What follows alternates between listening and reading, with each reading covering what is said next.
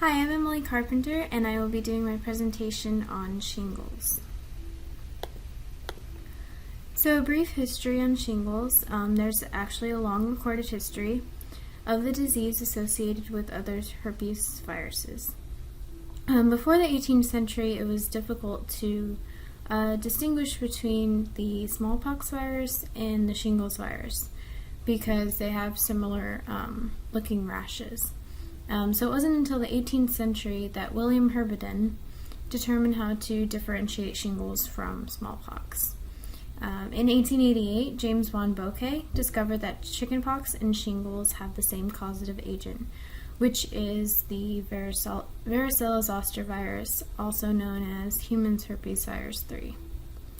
In 1953, Thomas H. Weller was the first to isolate the varicella virus, and in 1974, Michiaki Takahashi was the first to create the live attenuated virus vaccine.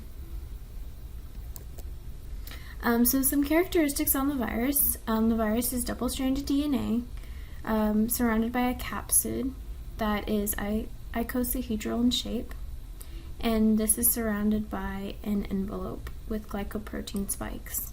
And here on the right you can see an electron micrograph image, which has been artificially colored, and you can see the glycoprotein spikes more clearly. So this disease is caused by the varicella zoster virus, which is passed from person to person. The incubation can last from 10 to 21 days, but normally it's from 14 to 16 days, during which chickenpox is developed. Once chickenpox resolves, the virus enters the nervous system and becomes latent. So typically, the virus enters the ganglia in the spinal cord, which is known as the dorsal root ganglia.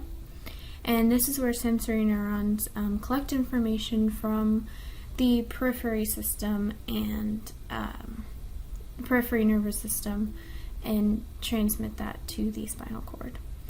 And so after a while, once the immune system is weakened, the virus can reactivate and travels along nerve fibers to skin cells, resulting in the rash that you typically see with shingles. So that is what's shown on the picture here on the right. You can see the virus in the green dots located in the ganglia and how they travel to the skin cells through the nerve fibers. So shingles itself is not transmissible because it is the latent virus form of the virus. The virus can be transmitted, but chickenpox will develop, not shingles. The virus is typically transmitted through direct contact with open lesions.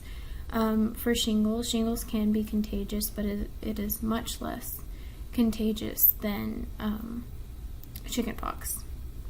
And once the lesions scab over, the shingles is no longer contagious. So some signs and symptoms. Typically within the first 5 days, there will be pain, itching, tingling feeling, and possible redness where the rash will occur. And the rash typically occurs after 5 days near the head, the neck, and the abdominal area in a stripe-like fashion, which you can see on the picture on the right. And the rash consists of fluid-filled blisters. Some other symptoms can include fever, headache, fatigue, and chills. The blisters remain open for about 10 days, and then they scab over, and the scabs usually clear up within 2 to 4 weeks. So the most common complication that occurs is postherpetic neuroglia, which causes nerve damage, and this is when the virus travels through the nerve fibers to the skin cells. And this causes severe pain and sensitivity in the location of where the rash occurred. And the severity and likelihood increases with age. So typically this occurs in 20% of people who have had shingles. And it can last from weeks to up to years. And rarely, shingles can lead to pneumonia, skin infections, which are caused by Staphylococcus and Streptococcus bacteria already located on the skin that enter through open lesions. There's also brain inflammation that's possible in the form of meningitis and encephalitis, and also vision loss due to blisters that come in contact too close to the eye. So, vaccine and treatment. Zostavax is the vaccine that's used. It's been used since 2006, and it's just a more concentrated version of the chickenpox vaccine. What I mean by this is it has more plaque-forming units than the Varivax vaccine.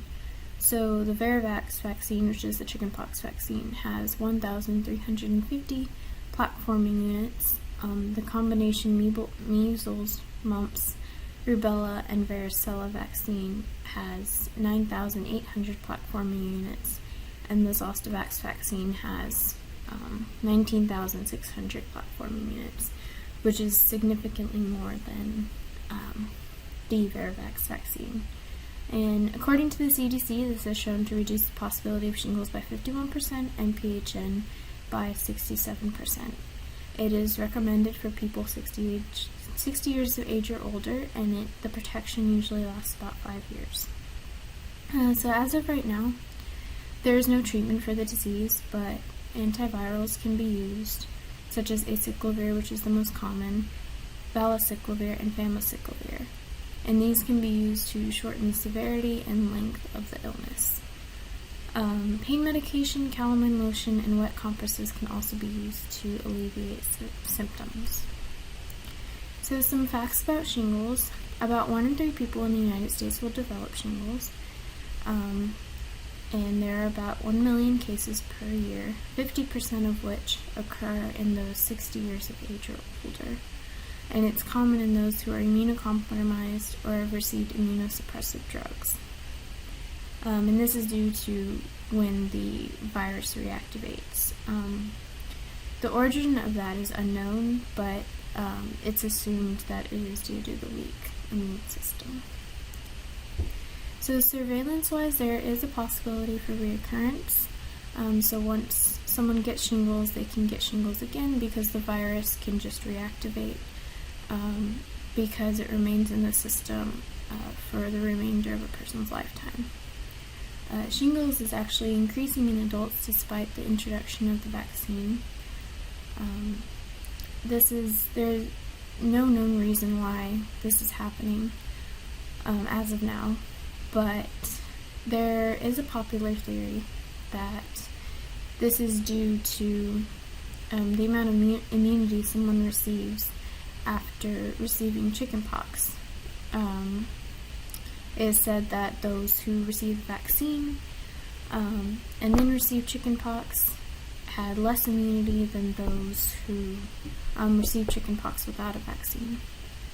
But this was disproved as this increase occurred after the vaccine was introduced and vaccination program, and it is occurring in countries that do not have vaccination programs.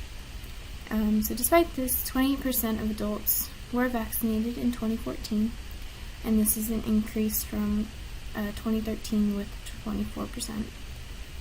And about 96 people die per year in the United States, which means that the disease is not very fatal due to the 1 million cases that occur. So this graph shows the rate of shingles cases per 1,000 people from 1992 to 2010 in the United States.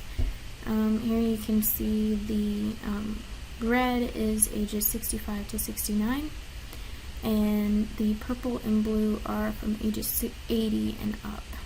And you can just see how the number of cases increases with age as well as over the years. And you can see that with the total population, there's a general increase from 1992 to 2010. And here are my citations, and thank you guys for watching.